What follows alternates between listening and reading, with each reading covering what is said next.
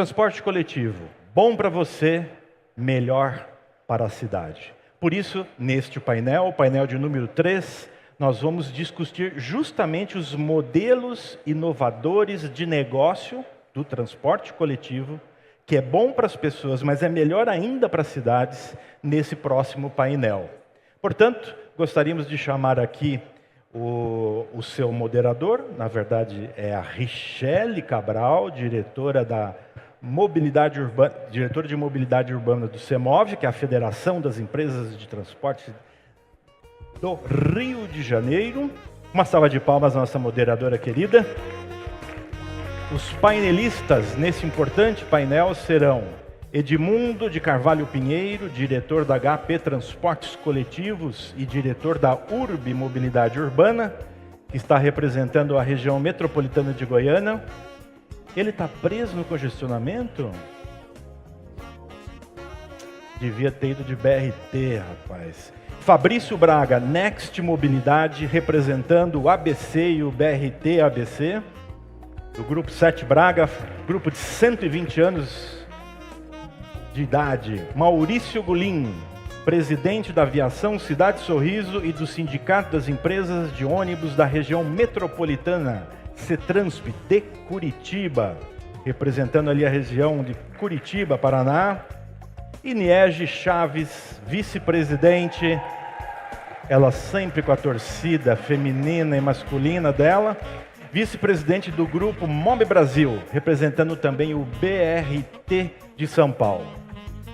Nós temos aqui Sorocaba, perdão, mas Sorocaba está no estado de São Paulo, caso você não saiba. Então nós temos aqui grandes regiões sendo presentes, na verdade, Goiânia, se o Edmundo chegar a tempo, São Paulo, BRT, Sorocaba, MOB Brasil, que representa São Paulo, e também Recife e Curitiba. Com você, querida Richelle Cabral, a palavra.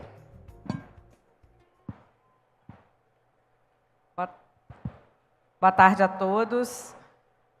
Temos um desafio gigante, né, de fazer com que todo mundo consiga interagir com o nosso painel depois do almoço. É uma missão bem difícil, mas eu tenho certeza que com o time que eu tenho aqui na frente, essa equipe toda, a gente vai conseguir.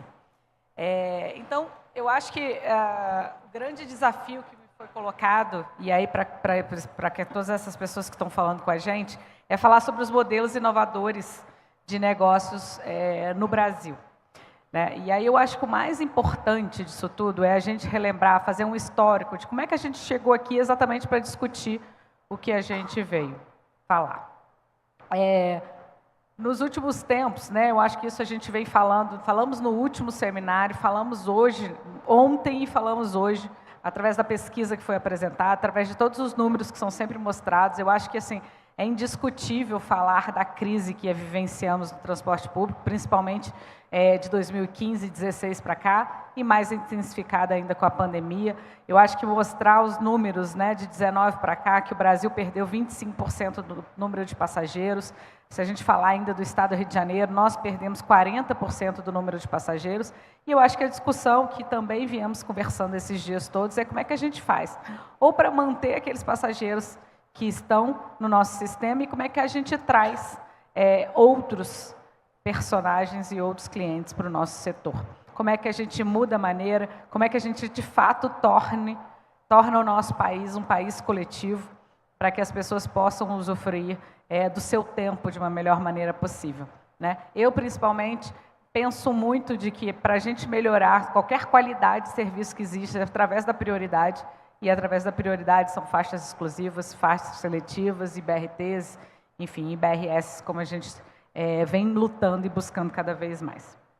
Então, eu acho que o nosso papel aqui é principalmente conversar sobre as mudanças. A gente falou tanto, né, na pandemia e agora, como que precisamos mudar a maneira de operar, como é que os contratos precisam ser adequados e remodelados. Né? Há uns tempos atrás, a gente discutia tanto a questão da rigidez da contratação, né, como que a gente poderia inovar ou fazer qualquer tipo de alteração com os contratos tão rígidos, e hoje se discute principalmente essas mudanças dos contratos, as mudanças da maneira de sermos contratados, E aí eu acho que passa principalmente por algumas, talvez, discussões e principalmente algumas provocações de como é que esses contratos precisam ser readequados. E aí eu acho que dentro da política do novo marco isso vai ser bem mostrado, a questão da segurança jurídica e como é que isso pode ser formado. Eu acho que ontem, quando foi apresentado principalmente a mudança numérica, né, o número de cidades que hoje subsidiam o transporte, isso também passa pela essa mudança contratual de pensar de que hoje não mais só o passageiro pode ser responsável pelo custeio do sistema, e aí também que a gente tenha nesses contratos. E aí uma das discussões é exatamente, será que no momento em que tem uma pressão gigantesca da descarbonização e da mudança da frota, Cristóvão também falou ontem o quanto que a idade média das nossas frotas estão aumentando e o quanto que a gente precisa de renovar essa frota, seja ela por qual tecnologia for, né? Temos várias opções e assim a gente tem que trabalhar. E aí a gente pensa, no momento em que o financiamento não é suficiente para essa renovação em massa, no momento em que cada vez mais terrenos são escassos, ou financiamento, ou são difíceis de serem encontrados, e aí vale a pena a gente discutir. Será que nesses contratos novos, a maneira de sermos contratados, principalmente a separação de frota com operação, a não obrigação de termos garagens privadas e sim garagens públicas, enfim, são várias discussões que eu acho que é o papel nosso aqui hoje para mostrar essas diferenças todas e como é que a gente pensa. Então, acho que como que é hoje, né, os nossos contratos, eu acho que isso é importante a gente lembrar. Então, hoje, por conta do poder concedente, pelo menos é a grande maioria dos nossos contratos, salvo pouquíssimas exceções, mas normalmente que a gente tem infraestrutura, planejamento e fiscalização por parte do poder concedente e por parte da operação privada, a prestação de serviço, a provisão de veículos, a provisão de garagem, o centro de controle, a bilhetagem, informação ao passageiro, isso hoje fica por parte da bilhetagem, do operador privado. Temos algumas experiências internacionais, principalmente Santiago, na América Latina, Santiago e Bogotá, que estão iniciando esse processo de separação de frota de operação. Edmundo, junte-se a gente. Seja bem-vindo.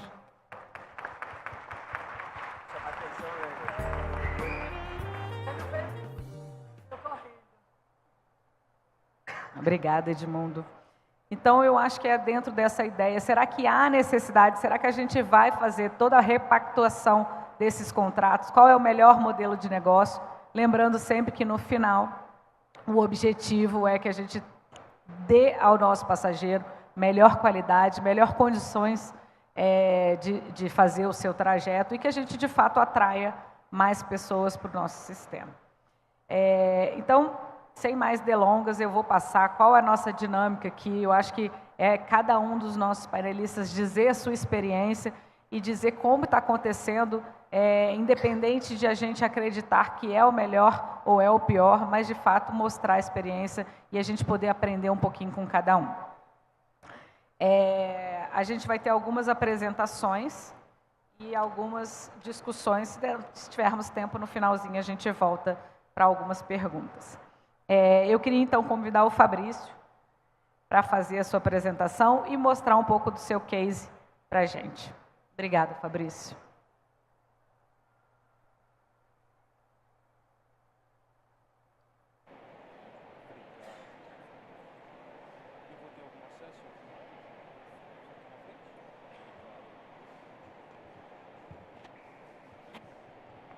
Muito boa tarde a todos.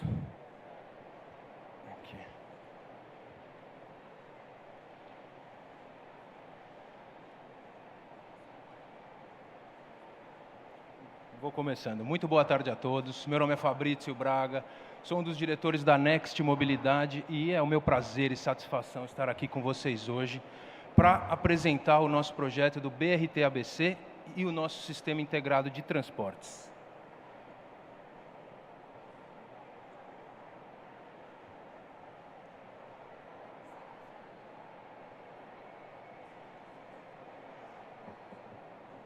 enquanto a apresentação vai sendo colocada, eu já vou fazendo um preâmbulo. O BRT-ABC que vai ser apresentado hoje vai ser a primeira vez que ele está sendo vindo a público, apresentando todas as imagens, todas as projeções, todos os detalhamentos dos investimentos necessários e como nós pretendemos fazer a operação de todo esse contrato, BRT-ABC, que vai funcionar dentro do contrato da Next Mobilidade.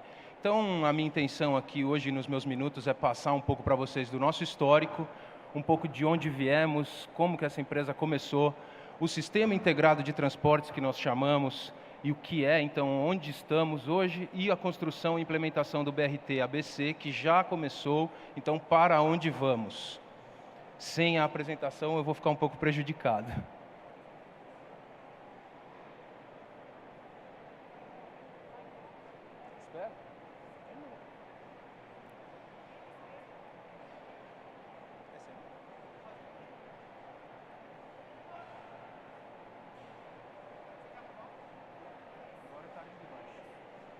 Não, Sorocaba. O nosso é São Bernardo.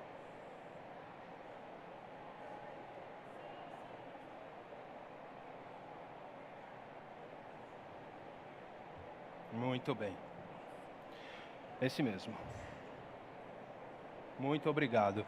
Então, o BRT-ABC. Então, a minha intenção é passar um pouco do nosso histórico, os nossos sistemas integrados de transporte já em operação e as construções do BRT-ABC. A nossa empresa tem início lá em 1989, quando o término da construção do corredor ABD, ainda na gestão do governador Franco Montoro, e as operações que se iniciaram pelo consórcio Inter3, nessa época o corredor de 33 quilômetros, com um pouco mais de 100 veículos, sendo 60 trólebus, carros elétricos. Em 89, esse grupo foi substituído pelo grupo Eletro 3, que teve sua operação contínua até o ano de 1997, quando finalmente foi celebrado o contrato 20/97, o primeiro contrato de concessões de transporte do governo do estado de São Paulo, e assim nascia a empresa Metra. A Metra, que ficou responsável pela operação de 280 veículos, sendo 100 deles trólebus, a manutenção e conservação dos todos 45 quilômetros do corredor ABD, bem como os 33 quilômetros das vias aéreas alimentadoras dos nossos trólebus e também a administração, vigilância, segurança de todos os nossos 9 terminais metropolitanos que compõem o corredor ABD. Durante o período de concessão da Metra, houve 5 tentativas de se fazer a licitação da área número 5, a área metropolitana número 5 composta pelo ABD Paulista, São Bernardo, São Caetano, Santo André, Diadema, Mauá, Ribeirão Pires e o Rio Grande da Serra. E essas 5 tentativas, esses 5 certames, terminaram em branco, não houveram propostas apresentadas. Também durante o período da nossa concessão, em 2014 foi celebrado o contrato da linha 18 bronze do monotrilho, esse contrato com um capex previsto de 4,3 bi, onde 2,4 seria de dinheiro público. Esse contrato também não se perdurou e em 2019 foi cancelado. Até que em 2021 todas essas responsabilidades passaram para o contrato 020/97, quando celebrado o aditivo 13º. Então, o que era somente a Metra operando e manutenciando o corredor ABD, hoje é o que nós chamamos de Sistema Integrado de Transporte. Com o corredor ABD, a operação da área metropolitana número 5 completa e demarcada no mapa, mais a construção do corredor BRT-ABC, a ligação de São Bernardo a São Paulo. Assim nasceu a Next Mobilidade Corredores, a Next Mobilidade Metropolitano e o BRT-ABC já em construção. Então, falando um pouco do projeto do BRT-ABC, ele será a ligação de São Bernardo com São Paulo, passando pela cidade de Santo André e São Caetano. Então, saindo do Terminal Metropolitano de São Bernardo, passando pelo do Tamanduateí, terminando no Terminal Sacomã. Essa obra, esse projeto tem um investimento previsto de pouco mais de R$1 bilhão. Nesses investimentos estão a construção de 2 terminais, o Terminal São Bernardo e o Terminal Tamanduateí, bem como a frota, o viário, os 17,3 quilômetros de extensão desse corredor e as 16 paradas e também as nossas obras de arte, que serão várias e necessárias para o bom funcionamento. Fazendo parte de um sistema multimodal, o nosso BRT terá integração com a linha 2 do metrô no Tamanduateí e no terminal de Sacomã, também como as linhas da SP Trans e da EMTU. Toda a frota desse corredor será 100% elétrica e toda com ar-condicionado. Então, um pouco das características físicas desse corredor, trazendo todo o know-how que a Metra já tinha de administração dos corredores, todas as melhorias e os equipamentos mais modernos para a melhor operação vão ser considerados nesses investimentos. Então, pistas totalmente segregadas, os sistemas de ultrapassagem que vão ser vitais para a nossa operacionalização de diferentes linhas, para a nossa velocidade operacional e melhor atendimento do cliente. A pavimentação especial também trazendo um pouco da experiência da Metra e a priorização semafórica, que sempre foi um assunto delicado, já que um corredor metropolitano tem que conversar com diferentes municípios para ter a priorização semafórica e nós, por optarmos pelo cruzamento em desnível, não teremos esse problema, a priorização semafórica será uma realidade nesse corredor. Detalhando um pouco dos sistemas de ultrapassagem, eles serão todos ao longo das nossas estações, então serão 16 ao longo do corredor, o que nos possibilitará dar diferentes tipos de serviços aos nossos passageiros, que nas previsões serão, em média, 170 mil passageiros dia, atendidos com uma frota total de 92 carros. E as linhas possíveis a partir desse sistema de ultrapassagem, a linha expressa, saindo do terminal de São Bernardo, passando por 2 estações e levando direto ao Tamanduateí, depois ao terminal do Sacomã. A linha semi-expressa, saindo de São Bernardo, com 7 paradas, chegando aí ao terminal Tamanduateí, depois ligação direta com o Sacomã. E a linha paradora, que o próprio nome já diz, para em todas as nossas estações. Com esses 3 tipos de modais diferentes de linhas, nós vamos poder dar opções e velocidade operacional para todos os nossos clientes.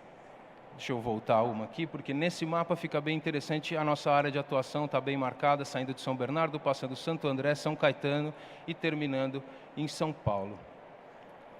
Então, detalhando um pouco dos investimentos, os 2 terminais a serem construídos, todos eles já trazendo o know-how de administração e manutenção da Metra, então, todos equipados com o que há de melhor para o cliente, para a operação. E acho que desses itens o mais interessante é a captação e armazenagem das águas pluviais e a captação de energia fotovoltaica, que ao longo do período da concessão fará uma grande diferença no nosso contrato. O terminal de São Bernardo, sendo apresentado pela primeira vez, ficará assim. Hoje, o terminal de São Bernardo está no Paço Municipal, é um terminal metropolitano na composição 1988, então muitos dos benefícios, muitas das modernidades não era possível no terminal atual, então ele será totalmente reconstruído e esse será o terminal de São Bernardo. Alguns detalhes da fachada do lado leste do terminal e do lado oeste, então a saída dos nossos veículos.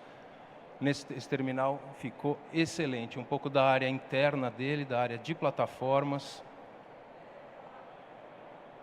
E assim chegamos ao segundo terminal a ser construído, o terminal do Tamanduateí.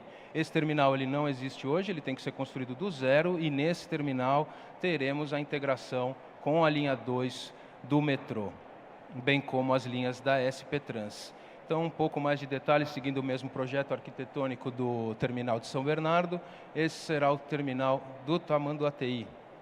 Um pouco dos detalhes das escadas, as linhas de bloqueio, a área interna do terminal, já com a ligação à linha 2 do metrô. Dentro do terminal de São Bernardo, previsto nos investimentos, estará o nosso CCO. Geograficamente, o terminal de São Bernardo é o centro das nossas operações, então nada mais certo do que o nosso CCO estar ali.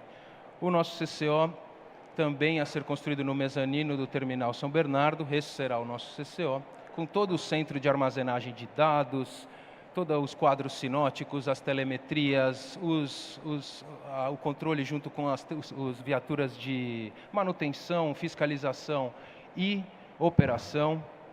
Mais alguns detalhes do terminal de São Bernardo e do nosso CCO.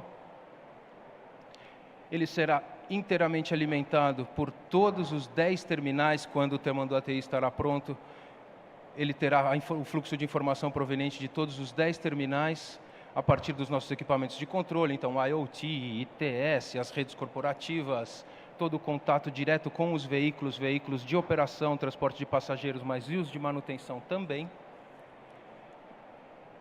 E assim gerando um sistema integrado de transportes, conversando com os terminais, a frota e todas as paradas.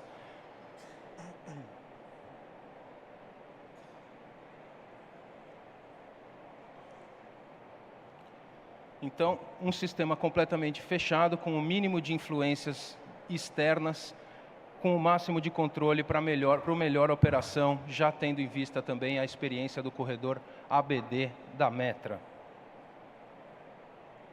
Detalhando um pouco as nossas estações, as nossas paradas, serão 16 no total, 9 delas de 35 metros e 7 com 55 metros, todas elas equipadas com sistema de câmera, com comunicação bidirecional para a ajuda do cliente, todas disponibilizando Wi-Fi para os nossos passageiros e também com captação fotovoltaica.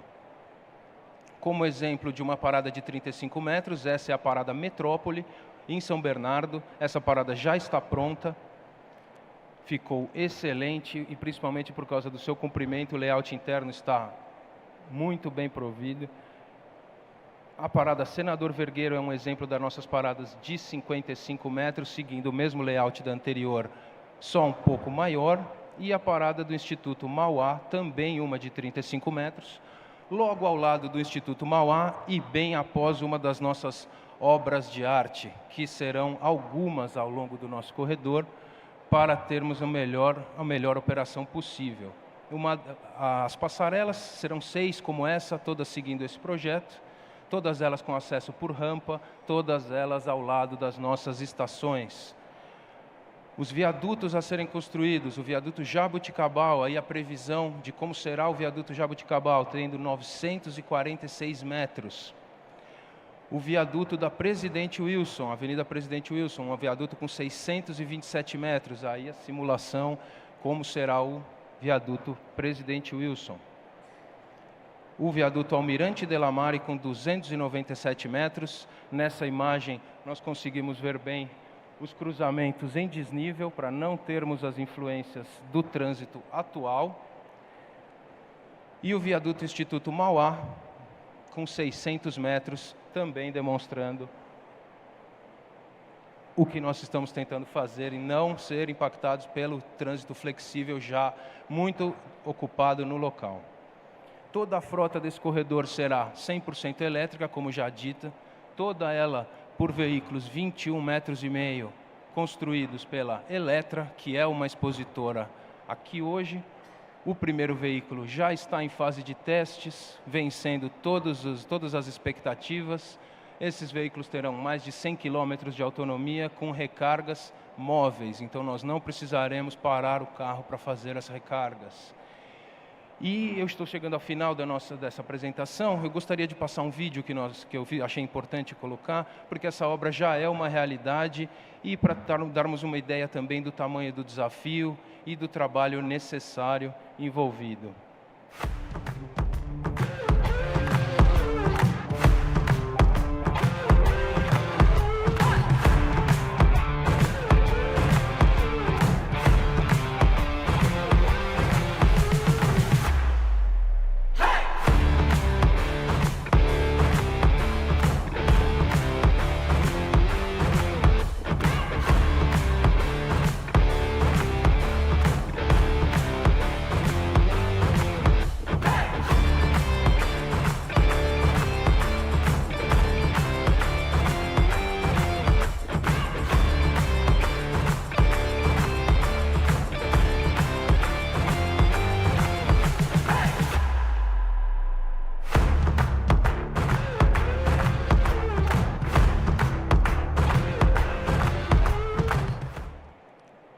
então as imagens do BRT ABC, que já é uma realidade na cidade de São Paulo e na região metropolitana. Eu pude mostrar algumas fotos e previsões, mas nada como ver a obra acontecendo mesmo. E achei muito importante colocar esse vídeo, porque São Paulo é uma cidade imensa e, contando a região metropolitana, é absolutamente enorme. Nós somos 20 milhões de pessoas morando nesse espaço. E o nosso fluxo está totalmente interligado, de cargas, trilhos, motos, carros, passageiros, ônibus, tudo interligado. Não importa se você mora em Guarulhos, Itapevi, Osasco, obras como essa, projetos como esse ajudam a todos nós. Então, esse corredor vai transportar milhões de passageiros por mês, fará isso com a frota inteiramente elétrica, então não emitindo nenhum quilo de carbono na atmosfera. E a exemplo do corredor ABD em operação desde 1988, estará em operação por muitas e muitas décadas. Muito obrigado a todos e aproveitem o evento. Obrigada, Fabrício. Espetacular o projeto do BRT ABC. Eu acho que o caminho, de fato, é esse, né? E aí eu não tenho a menor dúvida de que o passageiro vai optar, e não por falta de opção usar, mas optar pela utilização do BRT, que terá qualidade, principalmente uma redução do tempo de viagem. Eu acho que o caminho de qualidade e de melhoria do transporte público passa por aí, por uma questão de investimento em infraestrutura. Bem, vamos seguindo. Eu queria chamar o Maurício Gulim. Maurício, fazer a apresentação para a gente da região de Curitiba e passar um pouco da experiência que eles têm lá.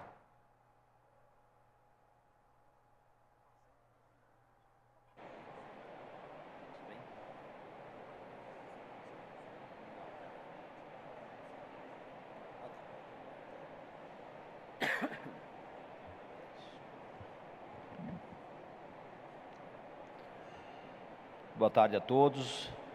É um prazer fazer parte desse debate que vem enaltecer o transporte coletivo no Brasil. Então, vou citar algumas situações que hoje em dia Curitiba vem atualizando, principalmente na parte de eletromobilidade, que vamos falar assim, transforma algumas coisas no nosso contrato, e principalmente porque a parte do dia a dia de Curitiba, acho que todos nós estamos já conhecedores e sabedores de tudo que acontece em Curitiba.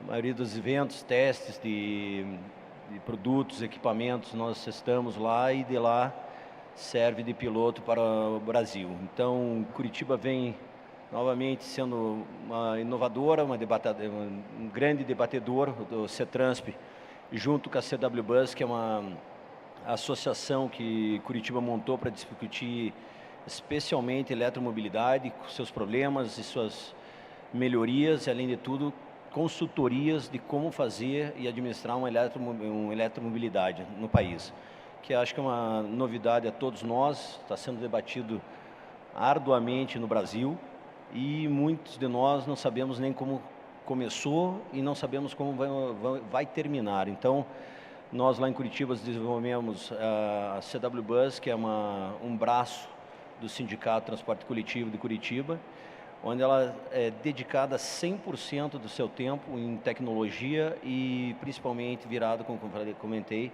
na eletromobilidade. Eu vou fazer uma apresentação contextual assim para vocês entenderem como que chegou a eletromobilidade em Curitiba.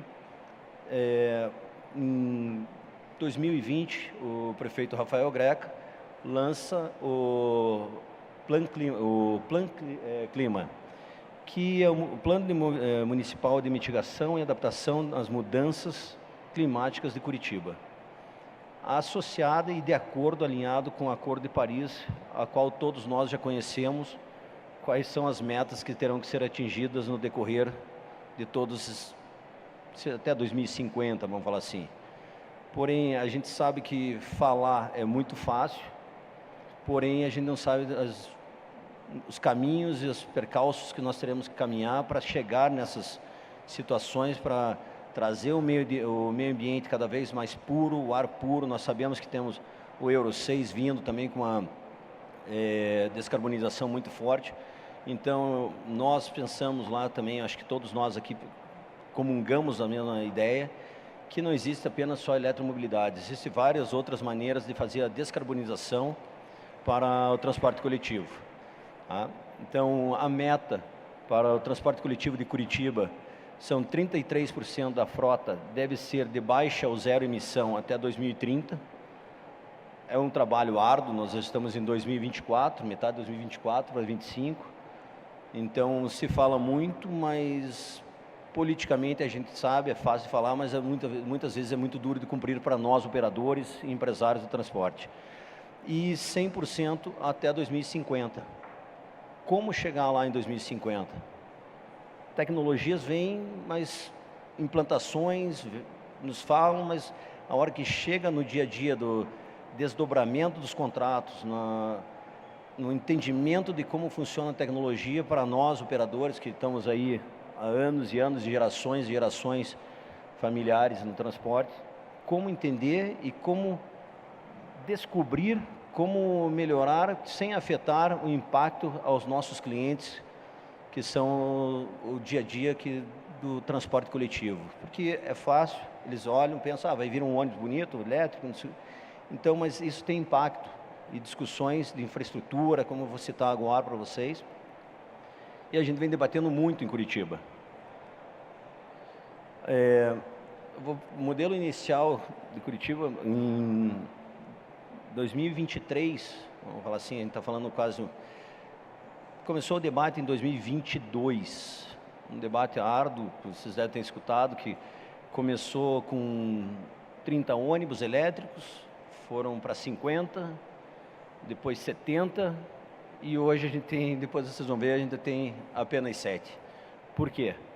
Foi de um longo debate com os órgãos gestores, com prefeitura, governo do estado, secretários. Nós conseguimos envolver todos os players nesse cenário.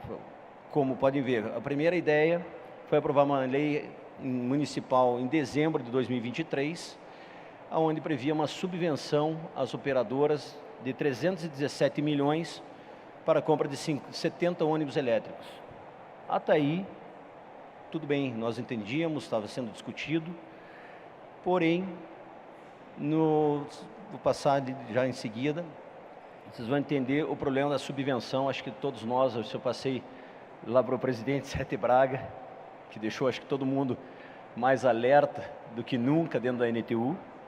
Então, como que seria? Os veículos seriam incorporados ao Fundo de Urbanização de Curitiba, que é o FUC, até 2025, ano que marca o fim da concessão do transporte, da primeira perna do contrato de transporte coletivo de Curitiba, onde nós vínhamos discutindo como seria feito essa reversão, se seria feita uma reversão ao município, quem compraria, quem deixaria de comprar. Então, devido a todos esses debates, até então ficou no momento que a subvenção seria o caminho mais apropriado, que o governo cederia os investimentos e em seguida, no decorrer até agosto de 25, essa frota seria revertida ao poder concedente. A infraestrutura de garagem para recarga ficaria a cargo das operadoras. O que vale citar que nós discutimos muito essa parte da infraestrutura, que acho que é um problema crônico aqui também, acho que de São Paulo, que vem sendo discutido, é um tendão de Aquiles, acho que não só para São Paulo, acho que para o Brasil inteiro. Como remunerar essa infraestrutura? De que maneira? Quem paga? Como que vai arcar com tudo isso?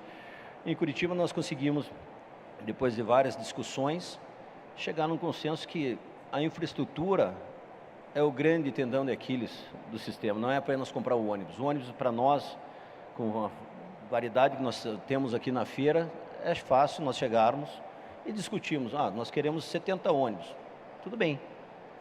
Prazo de entrega, e a infraestrutura, como é que fica? Então, nós conseguimos discutir isso com a prefeitura, com a URBS, com a Copel, que a Copel, acho que é a Enel aqui de São Paulo, é fornecedora de energia. E chegamos num consenso que esse custo de infraestrutura seria feito, analisado e repassado à prefeitura e à URBS para que fosse remunerado no custo final da planilha. Nesse interim, também a CW Bus contratou, a grande preocupação que nós tínhamos, a CW Bus contrata a Lactec. É um laboratório específico para estudo de projetos de grandes portes, grande tamanho, né? E muito bem renomada a nível Brasil, aonde a Lactec saiu de dentro da Copel, é um braço que saiu de dentro da Copel e se transformou em independente. E para que nós não tivéssemos nenhum risco que os empresários estariam dificultando a eletromobilidade em Curitiba, a gente achou conveniente e prudente contratar a Lactec, que é um grupo de engenheiros. Pegamos o projeto e levamos aos engenheiros. Então, nós tivemos acesso ao projeto total de Curitiba, de eletromobilidade, e passamos a eles e pedimos que a Lactec fosse em todas as garagens de Curitiba, fazer análise de infraestrutura e o que seria necessário para recarga, compra de energia, vários cenários. Então, hoje, a gente pode falar a vocês que Curitiba está preparada para qualquer tipo de movimento de eletromobilidade, porque todas as garagens sabem qual é o potencial que tem e a necessidade de energia que cada garagem terá que ter na evolução da eletromobilidade. Como, por exemplo, se fôssemos ter os 70 ônibus, seriam 3 garagens, a Redentor, a Glória e a Cidade Sorriso, cada uma com uma média de 23 a 24 veículos, e a necessidade de cada garagem para atender esses 23 a 24 veículos seria 2,1 mega mês. Então você vai multiplicando, você vai vendo o tamanho da magnitude que isso pode chegar.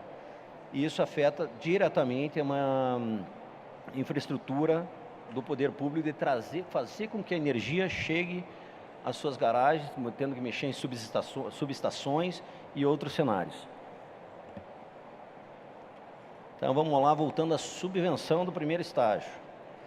O que acontece? No final de 2023, 29 de dezembro, a Lei Federal 14.789, de 29 de dezembro, taxa a subvenção em 34%, aonde foi uma discussão árdua dentro da NTU, que todo mundo ficou pasmo de saber como que vai, se o governo vai dar o dinheiro, mas vai taxar. Isso inviabilizou quase que por completo o projeto de Curitiba, que vocês podem ver, eram 317 milhões, jogado 34%, mais 108 milhões, nós partiríamos para 407, 408 milhões de custo para a compra dos veículos. Aqui ainda não entra infraestrutura. Olha o tamanho do impacto. Então, isso vem em discussões, até hoje, com o Poder Concedente de lá em Curitiba, na URBS, para ver qual é o melhor cenário para a gente continuar com a eletromobilidade. E, em seguida, depois desse posicionamento no final do ano passado, Curitiba avança para o termo aditivo em maio de 2024, aonde fica desenhado e caracterizado que a compra dos veículos segue o parâmetro do contrato vigente atual, não prevendo subvenção nem reversibilidade do bem, frota e infraestrutura. O que é isso? Esses 7 veículos que foram adquiridos hoje em Curitiba foram adquiridos pelas empresas, seguindo o padrão normal de remuneração, depreciação, todos que nós estamos escolados a saber como funcionam as planilhas de custos. O poder público remunera os custos com a infraestrutura, como eu falei anteriormente, e a energia elétrica da garagem, que é uma grande segurança a nós lá em Curitiba, que podemos, com os pés no chão, avançar na eletromobilidade com a garantia dos recebimentos em cima da infraestrutura e principalmente da infraestrutura. Vocês vão ver eu falar muito sobre essa história da infraestrutura, porque é o crescimento e o impacto que pode gerar daqui para frente em todas as empresas. Por quê? A gente não pode pensar hoje em 5, 10, 15, 70, porque a partir que você monta a sua infraestrutura na sua garagem e tem perspectiva de crescimento, né, de mais ônibus elétricos, como é que vai ficar se na garagem, se as nossas garagens não comportarem esse volume de veículos na logística?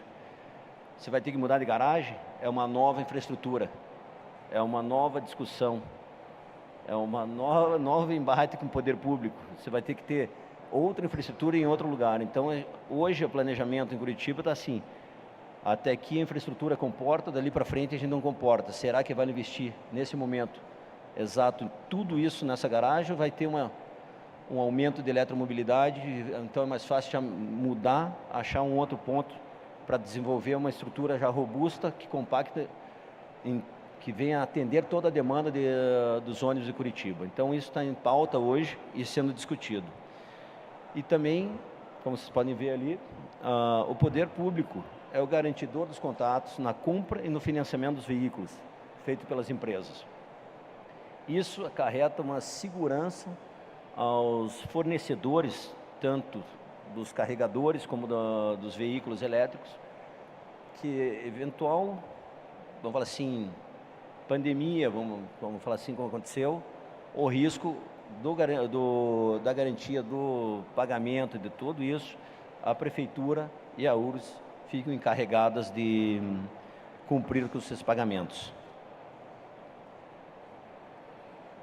A remuneração da energia é paga pelo custo efetivo do contrato, Mercado Livre.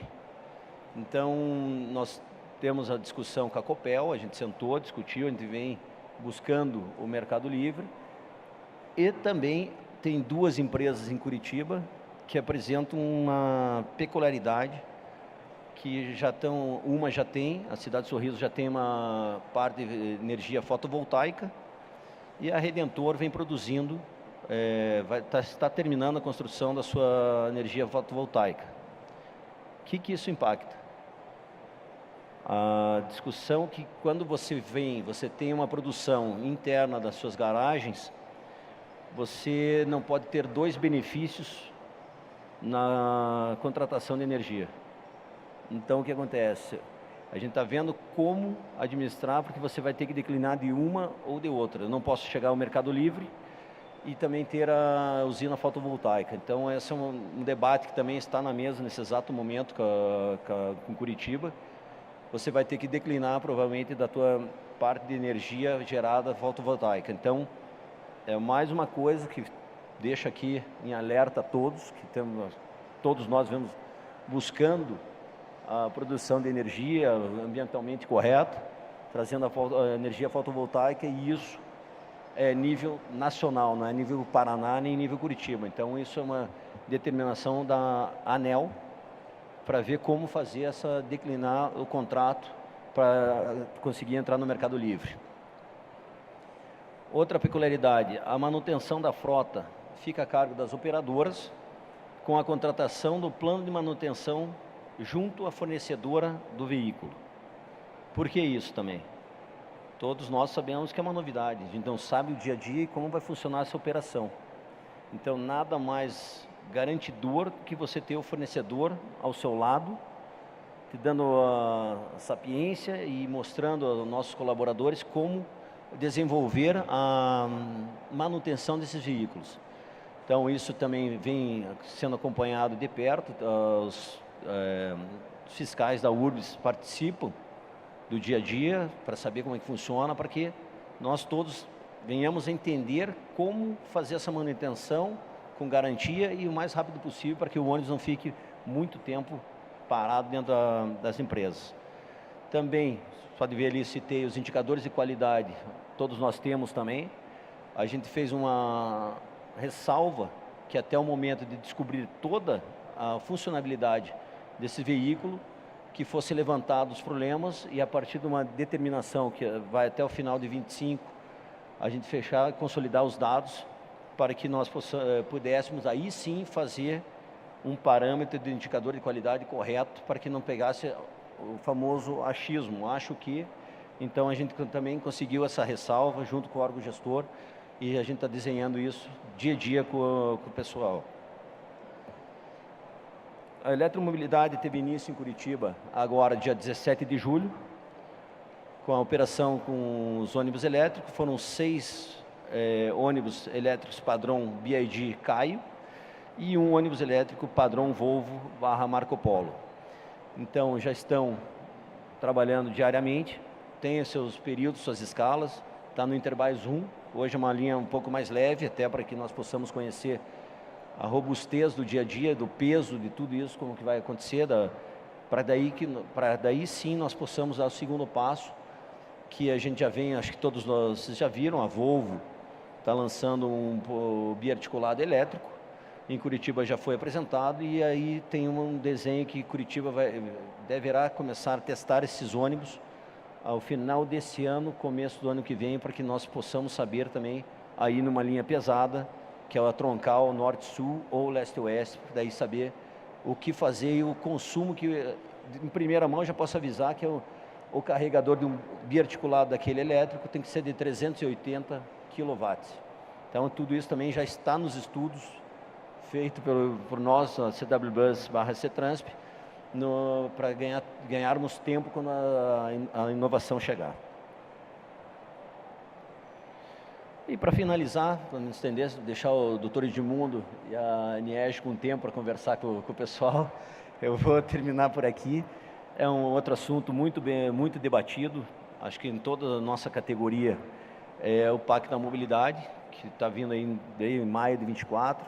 Curitiba se cadastrou, está lá, com 380 milhões de reais para 54 ônibus articulados, 2 pontos de infraestrutura de recarga pública, que também está sendo definido onde vai ser, e também esticou todos os testes com os ônibus elétricos, que tinha ido até o final do ano passado, começo desse, prorrogou. Curitiba está aberta a qualquer fornecedor hoje, com a URBS, em parceria com as empresas de ônibus, para desenvolver e produzir todos os testes necessários e números para que a tecnologia seja muito bem consolidada e desenhada para que todos nós tenhamos certeza o passo que estaremos dando no futuro.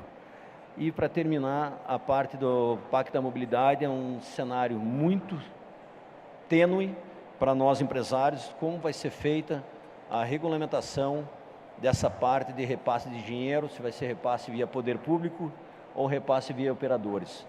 Eu vou deixar aqui a minha opinião, acho que isso deve ser a opinião de quase todos nós empresários, que deveria ser aberta uma porta direta via BNDES, qualquer órgão que seja responsável, Ministério da Cidade, Ministério da Fazenda, a nós empresários buscarmos diretamente financiamento para que não tivéssemos vamos falar assim, o spread bancário diferente, e aí a gente sabe, porque nós sabemos fazer, acho que todos nós que estamos aqui com mais de 50 anos de transporte coletivo, sabemos lidar muito bem como fazer o nosso negócio e o nosso dia a dia. Muito obrigado.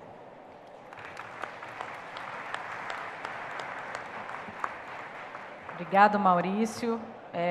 Eu acho que a gente já vem há um tempo acompanhando o processo de Curitiba, principalmente o aprendizado que eles tiveram e todo o cuidado e cautela para a transformação da mudança da tecnologia veicular, e o quanto que é importante, aí voltando um pouco também, linkando ao nosso assunto hoje, que é o quanto que é importante a adequação dos contratos, a verificação dos contratos e a segurança, principalmente no caso de um investimento vultuoso, que é a troca pelos veículos elétricos. Seguimos então, acho que a gente vamos para a nossa terceira experiência, nosso terceiro caso, e eu queria chamar a Niege Chaves para poder conversar com a gente sobre isso. É só aqui, né? Aqui? Tá. Frente aqui. E vídeo aqui. Ah, tá. Não vai precisar. Olá, minha gente. Primeiramente, eu queria agradecer a oportunidade. Falar que é um prazer muito grande estar aqui falando com empresários tão referências há muito tempo na minha vida. Faltou Braga, que botou o filho no lugar, mas que eu conheço há quase 30 anos e que com muito aprendi. Estou um pouco nervosa, mas eu vou melhorar, vou me acalmar. e agradecer a NTU esse debate tão rico e falar que essa discussão ela tem que passar desse evento, isso é uma discussão constante com a sociedade do transporte que a gente quer, com a cidade que a gente vai construir. Então, acho que é importante iniciar a frase da nossa apresentação. Logo em seguida, eu vou apresentar o filme do BRT, que já está 100% pronto. Estão todos os indicadores. Quem tiver qualquer dúvida, pode nos chamar pelo Instagram para marcar visita ou tirar dúvida, porque como o tempo é muito curto, eu fico sempre achando que ficou faltando mais informação para passar. Mas quando a gente começou o projeto do BRT, a gente não queria falar apenas de uma linha de ônibus. A gente queria falar exatamente de uma conexão onde ia melhorar a vida das pessoas na cidade. Por isso que esse é nosso lema, que cada viagem não é um trajeto, e sim uma oportunidade de conexão e essência com a energia de Sorocaba, das pessoas e da importância que a mobilidade tem na vida das cidades. Agora eu vou passar um filme para mostrar a obra pronta e depois eu vou passar os indicadores.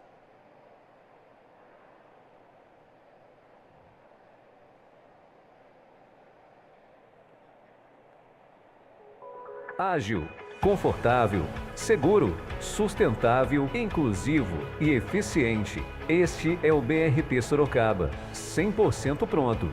É ágil porque conta com 2 corredores exclusivos e 7 estruturais, 3 terminais próprios, pagamento por aproximação e embarque em nível. Confortável porque tem ônibus modernos e climatizados, Wi-Fi de alta velocidade e pontos de recarga de celular. Seguro porque tem mais de 1.400 câmeras de segurança 24 horas. Sustentável porque conta com energia solar, reuso da água e frota menos poluente. Inclusivo porque é acessível para pessoas com necessidades especiais e oferece bicicletários para a integração dos modais. Eficiente porque utiliza alta tecnologia, com soluções inovadoras e disruptivas, garantindo a previsibilidade dos horários, que são informados em telas nos ônibus, nas paradas e nos terminais. Por tudo isso, é referência no país. BRT Sorocaba, uma conquista de todos.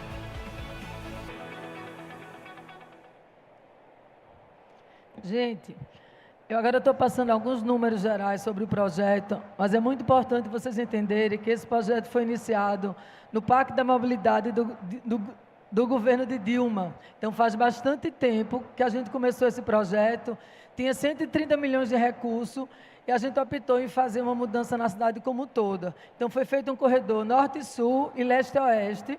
Foi construído tudo isso num prazo de 4 anos e hoje o BRT está 100% pronto e estamos numa discussão de uma nova fase. O mais importante disso foi tentar fazer a integração das operações. Isso deu mais agilidade no processo licitatório, melhorou a contratação e a gente conseguiu fazer de uma forma mais rápida e no preço mais competitivo. Claro que esse apoio entre o público e o privado é fundamental. Aí tem os dados gerais, que eu acho muito importante ressaltar a grande dificuldade que foi a obra urbana dos corredores, porque a gente pegou bem a pandemia e isso fez com que atrasasse bastante o nosso cronograma de obra, que depois da pandemia, em 1 ano e meio, a gente terminou 2/3 da obra de forma rápida e bastante eficiente.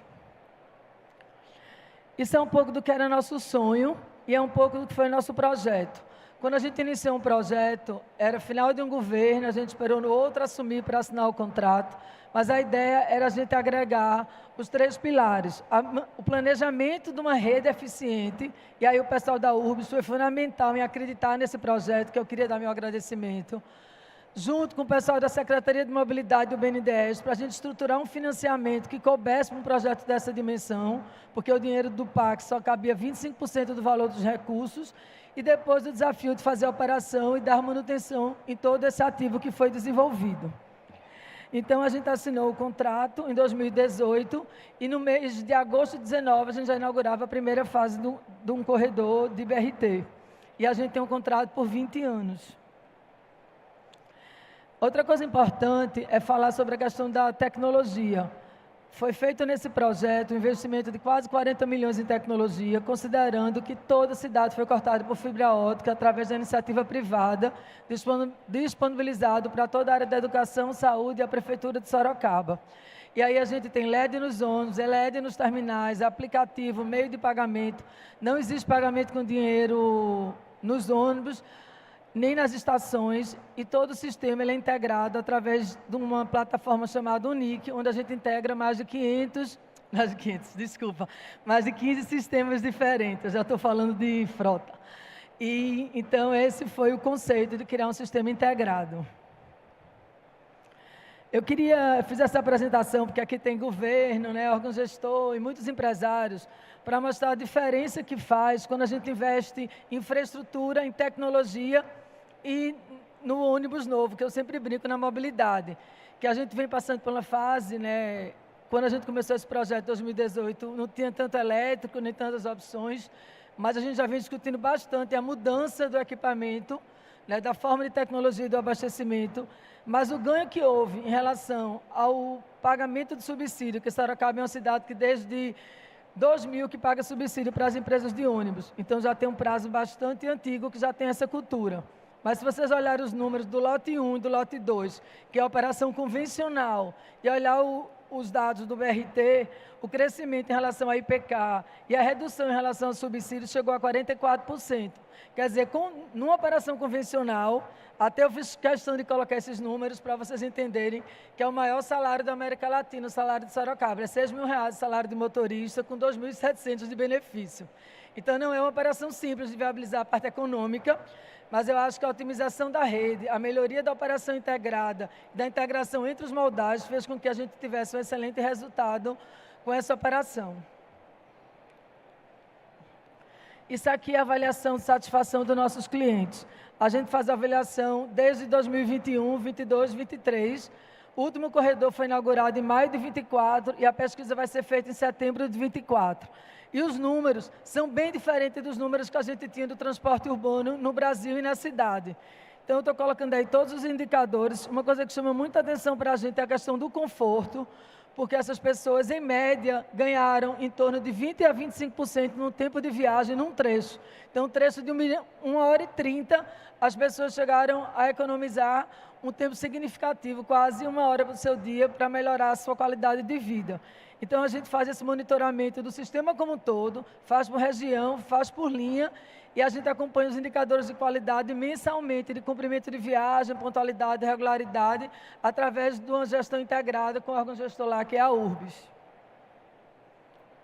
A pesquisa foi feita pelo Citamob, é toda feita no digital, e quem tabula e quem faz toda a avaliação da pesquisa é o pessoal da NTP, que eu queria agradecer a confiança que há muito tempo vem ajudando a gente a evoluir nesse mecanismo de melhoria de qualidade do serviço e também de avaliação do contrato de concessão, porque a pesquisa é um dos indicadores do nosso contrato de concessão para avaliar a remuneração.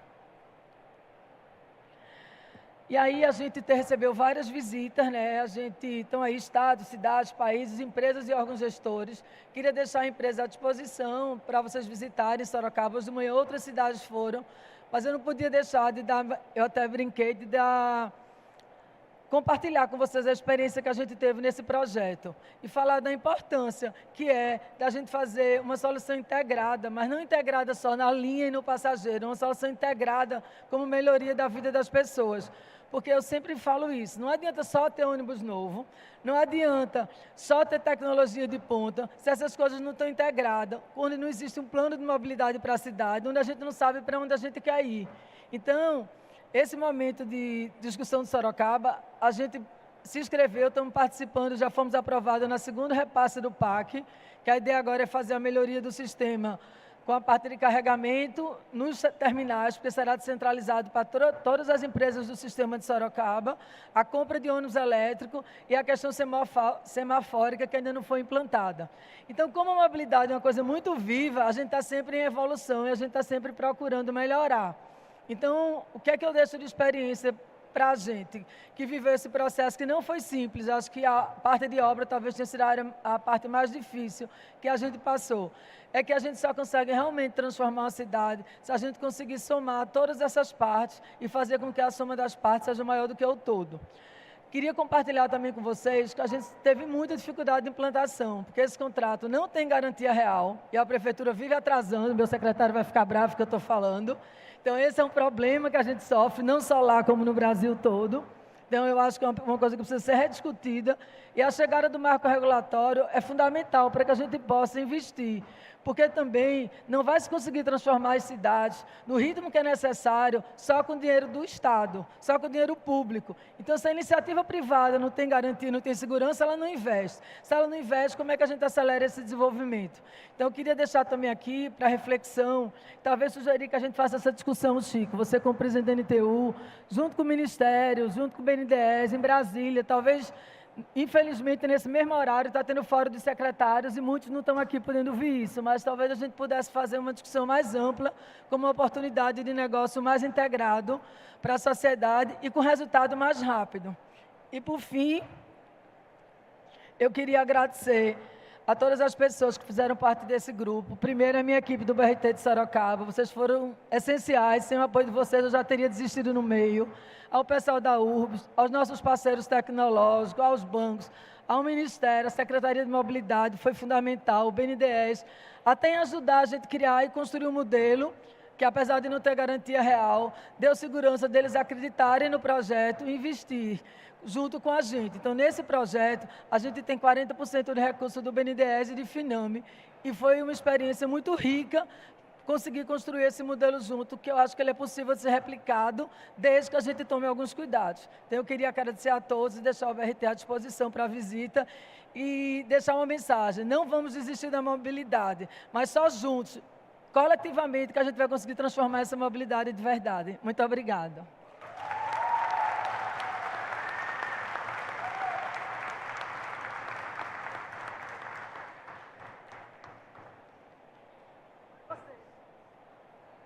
Obrigada, Niege. Muito legal as suas contribuições. Muito bom a gente continuarmos juntos nessa luta, de fato, porque a gente acredita realmente numa mobilidade melhor, uma mobilidade que traga ao passageiro a vontade e o desejo de estar no sistema de transporte coletivo. E o caminho, de fato, é pela priorização. Acho que eu estou falando isso desde o início, mas eu acho é o que realmente eu acredito. E aí, vendo os indicadores, né, do BRT de Sorocaba, a gente, de fato, pode mostrar que é interessante e bom para todos. É só um ganha-ganha, né? E agora a gente vai passar para a última contribuição que a gente tem. Foi de propósito, Edmundo, te deixar por último. Eu acho que é interessante a gente também ter o case de Goiânia, mas também mostrar, dentro dessa ideia do que a gente vem falando, de novos contratos, e de percepção do que é melhor para a qualidade do serviço de transporte público. Edmundo, obrigada.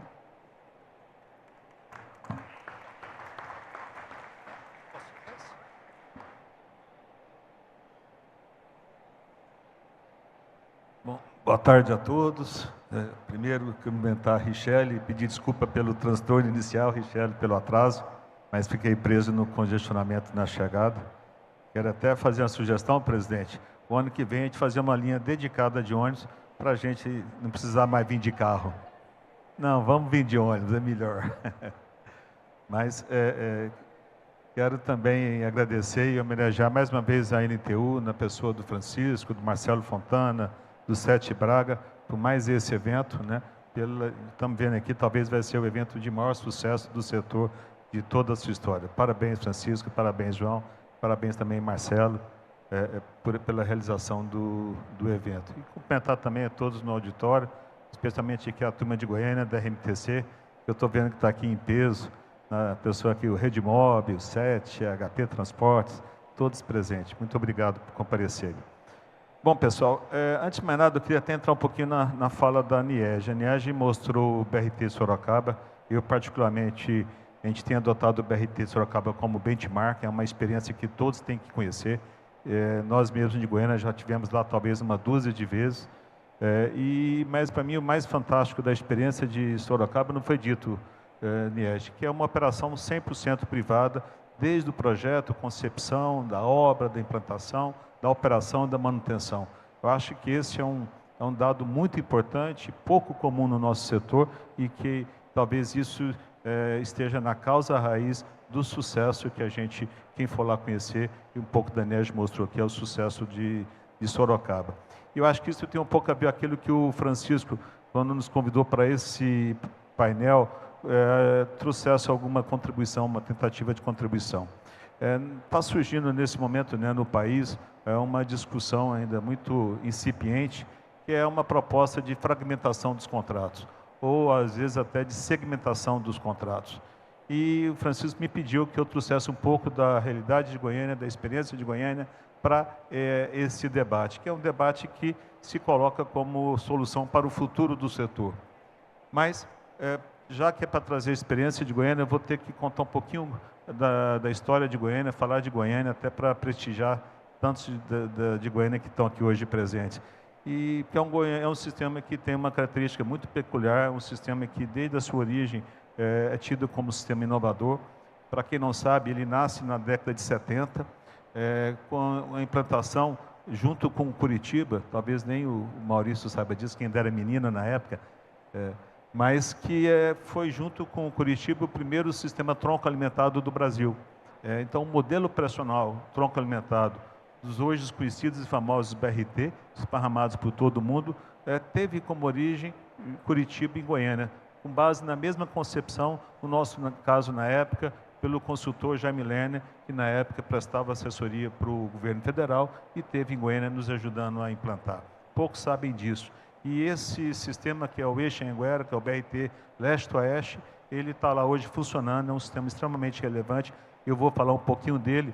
É esse BRT que nós estamos, nesse momento, fazendo investimentos privados, inclusive de obras de infraestrutura e de eletrificação, na qual também que a gente tem como benchmark a experiência da Next no corredor EPD, que para nós também talvez a melhor experiência no momento em desenvolvimento de um sistema de alta capacidade por veículos elétricos. Goiânia também, na década de 80, disseminou os terminais de integração. Antes, quando isso ainda era pouco conhecido, nós implantamos ainda na década de 80 mais de uma dezena de terminais, implementando um sistema, um modelo operacional totalmente integrado. E naquele momento nós escalamos esse modelo com a criação do aglomerado urbano de Goiânia, que foi a base, o embrião da gestão metropolitana, que está consolidado até hoje. Modelo metropolitano que ainda é um dos únicos no Brasil que a gente tem uma gestão de fato metropolitana compartilhada entre Estado, capital e os municípios que compõem a região. Na década de 90, o sistema continuou evoluindo com a implantação do primeiro sistema de bilhetagem eletrônica, inclusive a segunda cidade no mundo a adotar o cartão MyFair com chip contactless, depois da cidade de Hong Kong.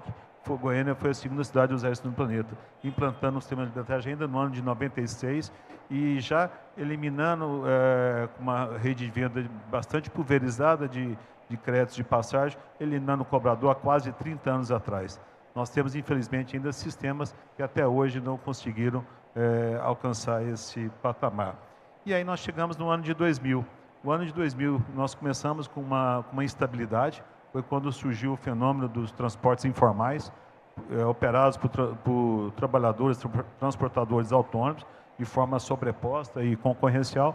Isso, na época, causou uma crise que exigiu uma reestruturação de todo o serviço. E foi com base nesse momento que nós implantamos a atual rede metropolitana de transporte coletivo de Goiânia, a conhecida RMTC, que até hoje ela foi modelada no final dos anos 2000, licitada e contratada em 2008 e até hoje é um modelo vigente. Esses contratos eles foram no primeiro momento muito exitosos, exatamente no meu entendimento, porque foi concentrado, foi centralizado uma série de atividades e obrigações junto aos operadores. Desde 2008, nós respondemos por toda a operação e manutenção dos terminais de integração, respondemos também pela operação do planejamento e do controle da operação, inclusive por meio do CCO, que centraliza toda a operação, isso desde 2008. Também respondemos pela operação, manutenção, por toda a rede de vendas do sistema de bilhetagem. E por que eu estou contando toda essa história e estou indo tão longe no passado, tentando responder à provocação do Francisco quando me convidou para estar aqui hoje? Exatamente para dizer que nessa experiência nós podemos dizer que, sem sombra de dúvida, ao oposto da fragmentação dos serviços e das atividades, o importante é você consolidar todo o máximo de responsabilidade junto aos operadores. Naturalmente, a mesma coisa, essa busca de unidade, ela deve acontecer na gestão pública. Se você tem uma gestão, uma governança pública em que está consolidada, como é o caso de Goiânia, para você ter a noção, Goiânia, seja a capital, seja 20 municípios que compõem a região metropolitana e o Estado, deliberam de forma única e conjunta por meio de um único órgão, e, portanto, você tem uma única política de transporte. Você também tem um único gestor público que não só concede o serviço, mas quem fiscaliza e quem acompanha a realização do serviço. E do lado da operação, do lado privado, também essa operação está totalmente unificada e integrada.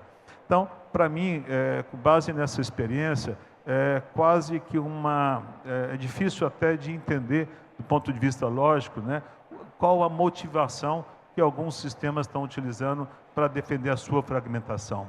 Sem querer pessoalizar, né, eu acompanhei uma experiência aqui no interior de São Paulo, de um sistema que vem propondo uma fragmentação de todo o sistema, frota de um lado, operação de outro, garagem de outro, bilhetagem de outro, ITS de outro, não sei mais do que para outro lado, né?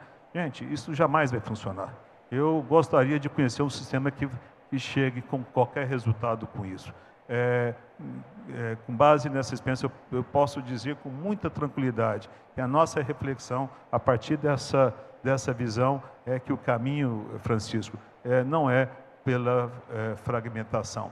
Talvez isso esteja, nesse momento, seja sendo até um pouco confundido com uma ideia nova que surgiu muito recente, de separação do provimento de frota da operação de ônibus, inspirado em alguns modelos de sucesso na América Latina, especialmente em Bogotá, mais recentemente lá no sistema Transmilênio, que na última licitação houve essa segregação. Muito isso em razão do surgimento da questão da eletromobilidade, que, como nós todos sabemos, exige um investimento muito mais elevado de CAPEX e uma redução de OPEX, e com isso torna-se mais crítico todo o processo de busca de financiabilidade do setor. E mais, no momento, né, que a gente sabe que o setor sai de uma longa crise que nasceu lá em 2013, aprofundada na pandemia, que o setor se descapitalizou, que o setor perdeu crédito, que o setor teve os seus contratos vulnerabilizados, perdendo segurança jurídica, o setor enfrenta um grave problema de financiabilidade. E aí, quando surge o tema dos elétricos, busca-se solução, né, e aí busca-se inspiração para financiar esses investimentos. E Goiânia também vem passando por essa discussão. Recentemente, me permite até comentar, o nosso sistema, apesar de muito exitoso no primeiro ciclo de 5 anos, que foi até 2013, entrou numa crise em 2013, que foi até pandemia, exatamente quando houve aquele movimento social da bandeira dos 20 centavos, que constrangeu as autoridades e o poder público, então, a manter a atualização das tarifas. Somado com isso, né, coincidiu com o aumento do transporte individual, com a chegada dos aplicativos, das motocicletas, e ainda com o agravamento da produtividade, com a nítida deterioração das condições de circulação viária. Ou seja, de 2013 até a pandemia, como o nosso sistema era autofinanciado pela tarifa, as tarifas estavam congeladas, tinham até sido reduzidas, a produtividade caía, a demanda caía, o sistema entrou em crise. Quando chega a pandemia, essa crise ela foi à beira de um colapso. E no caso de Goiânia só não aconteceu graças à liderança do governador Caiado, que de forma muito determinada chamou a si a responsabilidade, propôs um plano emergencial, chamando todos os órgãos de controle, todas as prefeituras, propondo uma subvenção ao serviço que perdurou até abril de 2022. E nesse período foi que houve um profundo debate na cidade, envolvendo governo do Estado, prefeituras, autoridades de todas as áreas, e se propôs um plano que foi chamado um plano para pós-pandemia. E esse plano consistia, na verdade, numa pretensão de se tomar os investimentos do setor, de se fazer um grande esforço de melhoria da qualidade, que pudesse, inclusive, recuperar a demanda que vinha sendo perdendo ao longo dos anos e gerando como efeito colateral uma ampliação dos modos individuais e o agravamento do trânsito na cidade.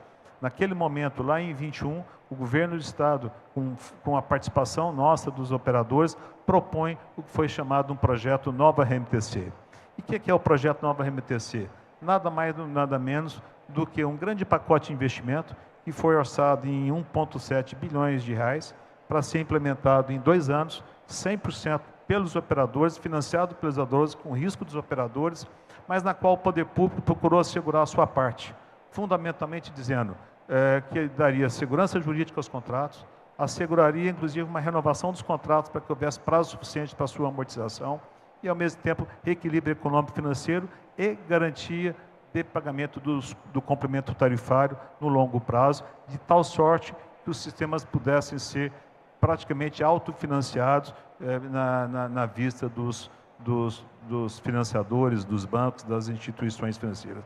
Com esse projeto Nova RMTC, se propõe uma reorganização dos contratos por força de edição de uma lei complementar à Constituição do Estado, na qual estabeleceu, primeiro, portanto, renovação antecipada dos contratos, inclusive muito apoiada na experiência da ANEX, que teve sua tese jurídica confirmada em decisão pelo Supremo Tribunal Federal e que foi serviu de inspiração para nós.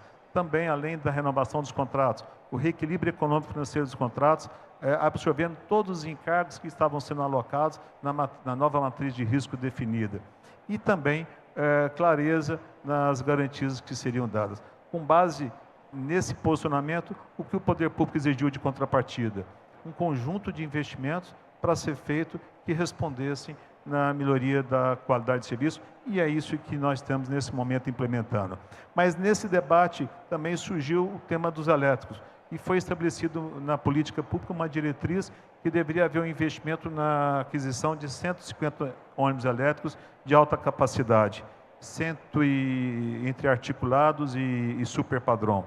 E, nesse sentido, a ideia de segregação dos contratos, que nós fomos visitar e conhecer a experiência de Bogotá, e especialmente, parecia uma ideia, em primeira vista, positiva, porque os financiadores preferiam isolar dos riscos operacionais para fixar só nos riscos de CAPEX. E, nesse sentido, essa lei que eu acabei de comentar, essa lei complementar à Constituição do Estado de Goiás, possibilitou que houvesse a separação dos contratos entre provimento de frota e operação. Mas solução essa que até o momento não se mostrou a solução mais adequada para os investimentos que já estão sendo contratados. E quando eu digo isso, nós estamos conversando com as instituições financeiras, desde instituições privadas, instituições públicas, né? E efetivamente estamos avaliando se essa segregação efetivamente traria benefício, mas não estamos tendo essa confirmação. Muito pelo contrário, a nossa visão, por exemplo, é cada vez mais de ter uma operação unificada, integrada entre o conjunto dos operadores, seja por meio do consórcio Redmob, que já existe há 15 anos. Acabamos de constituir uma nova entidade, que é o consórcio BRT, que vai coordenar a operação das 5 concessionárias que operam no sistema BRT de Goiânia. E estamos estudando, inclusive, a constituição de um veículo de investimento específico para a aquisição dos ônibus elétricos. Então, Chico, a mensagem que eu tento trazer aqui com base nessa experiência, né, durante 30 anos funcionou muito bem, de uma forma em que todo o serviço ele estava efetivamente sendo unificado, integrado dentro de todas as atividades que compreende a jornada do usuário. Por que mudar agora? Só por um modismo? Né, na nossa visão, isso tem que ser avaliado com muito cuidado. Na verdade, o que a gente precisa dizer, e acho que isso precisa ser sempre repetido, o que nós precisamos é de contratos bem desenhados, na qual haja clareza de papéis e da matriz de risco de cada parte, em que efetivamente, né, a responsabilidade de todas as partes estejam bem definidas, que tenhamos segurança jurídica. A gente sabe que não faltam recursos para financiar o setor. O que existe de dificuldade é a insegurança jurídica que sempre reinou no setor, especialmente nos últimos anos. Eu mesmo já ouvi diversos operadores internacionais dizem que não vêm para o Brasil porque não tem segurança jurídica. E, às vezes, até muitos acham que uma forma de atrair o estrangeiro é tirando a obrigação dele fazer investimento. Ou seja, mas não faz sentido você mexer nos contratos para tirar a obrigação, separar a obrigação de investimento e atrair operadores que não vão fazer qualquer tipo de investimento. Para mim, isso é de fato um contrassenso. E só para não deixar de registrar, e também eu vejo com muita preocupação exemplos, me permite dizer, Richard, no caso do Rio de Janeiro, por exemplo, na questão da bilhetagem. Nós temos o Rio de Janeiro como uma referência no Brasil, para quem conhece, né, como rede de venda e operação de sistemas de bilhetagem, e por uma questão que não se explica bem, se faz uma segregação desse serviço, gerando um conflito, ou seja, no meu entendimento, né, transportar o passageiro, vender a passagem, transportar o passageiro, assegurar a informação, é parte do mesmo todo, e não faz nenhum sentido, e isso vai gerar conflitos, vai gerar problemas, vai gerar ineficiências, né? Se não gerar fracassos. Eu acho que a gente precisa, né, ter a coragem de enfrentar esse debate de maneira clara, de maneira objetiva, né? Mas porque o que interessa de fato, e aí precisamos afastar muita ideologia que muitas vezes começa a gerar ruído na discussão, o que nós precisamos efetivamente é um consenso pela melhoria da qualidade do serviço, que só será alcançada com mais e mais investimentos. E mais investimentos exigem bons contratos. E investimento exige a presença do operador. Como único elemento que eu queria trazer até como provocação, eu vejo com preocupação o que está sendo feito hoje no Pacto da Mobilidade. Tenho enorme respeito por quem está lá, temos amigos, pessoas, sabemos do que está sendo feito com excelente intenção, mas me permite mais um exemplo. Tem uma pequena cidade no interior de Goiás, no entorno de Brasília, uma cidade que mal tem transporte urbano, tem lá 9 ônibus rodando uma cooperativa sem contrato, de forma precaríssima, e essa cidade conseguiu um enquadramento no PAC agora, no PAC 3, para comprar 30 ônibus elétricos. E a cidade não tem operador, não tem transporte urbano, não tem sistema, não sabe como vai operar e vai tomar um financiamento com aval da União para comprar 30 ônibus elétricos. Será que isso vai dar certo, gente? A gente está vendo um financiamento para prefeituras que desassociado dos operadores, ou seja, quem vai operar esses ônibus? Como serão operados? Será que isso vai dar certo? Os meus 48 anos dedicados ao setor, eu coloco à prova que a chance de dar errado é muito grande. Eu gostaria de estar aqui nos próximos anos, Chico, me convido para dizer, a gente avaliar se essa experiência deu certo ou não, e se eu me arrisquei muito em dar essa opinião. Desculpa mais a franqueza, mas eu queria, de fato, contribuir com o debate e não poderia deixar de dar minha sincera opinião a todos vocês. Muito obrigado.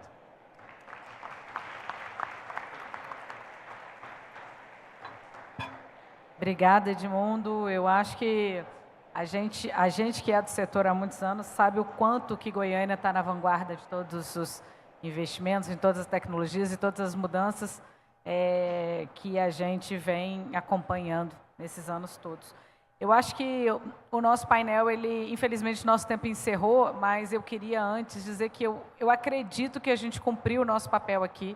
Eu acho que, além da gente mostrar como as operações estão sendo feitas hoje com questão de qualidade, com questão de priorização, principalmente com investimento em privado e infraestrutura, e eu acho que a fala do Edmundo, tanto dos BRTs, e aí mostrando um pouco Curitiba também com os investimentos massivo e cuidadoso no sistema de troca de mudança tecnológica, mas o que o Edmundo nos fala é exatamente o que a gente pensa também. A segregação total, por ser simplesmente para fazer uma coisa diferente, ela não faz o menor sentido, principalmente o que a gente precisa de segurança jurídica. Eu acho que se a gente tiver contratos em que sejam cumpridos e que a gente possa ter determinado todos os papéis de cada um, né? E a gente lembrando um pouco do que foi dito ontem da novela, que essa novela tenha o diretor, ator e todos os participantes com sintonia, e que de fato aconteça a credibilidade, que a gente tenha credibilidade nos contratos e a segurança jurídica,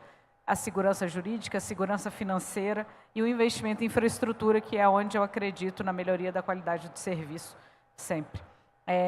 Foi bom você lembrar a questão da bilhetagem eletrônica no Rio de Janeiro também. Tem também toda uma questão de insegurança jurídica que aconteceu em toda a quebra dos contratos. Além disso, a gente acredita que toda a transparência e informação, tanto para o poder público quanto para a sociedade civil, ela pode acontecer independente de quem está com essa bilhetagem eletrônica na mão. Eu queria agradecer a todos vocês, Edmundo, Fabrício, Maurício, Niege, que a gente tenha mais discussões nesse nível e mostrar, é tão importante, a gente tem orgulho daquilo que a gente vem fazendo e mostrando para a melhoria da qualidade de serviço, para que a gente seja de fato coletivo. Obrigada. Muito obrigado.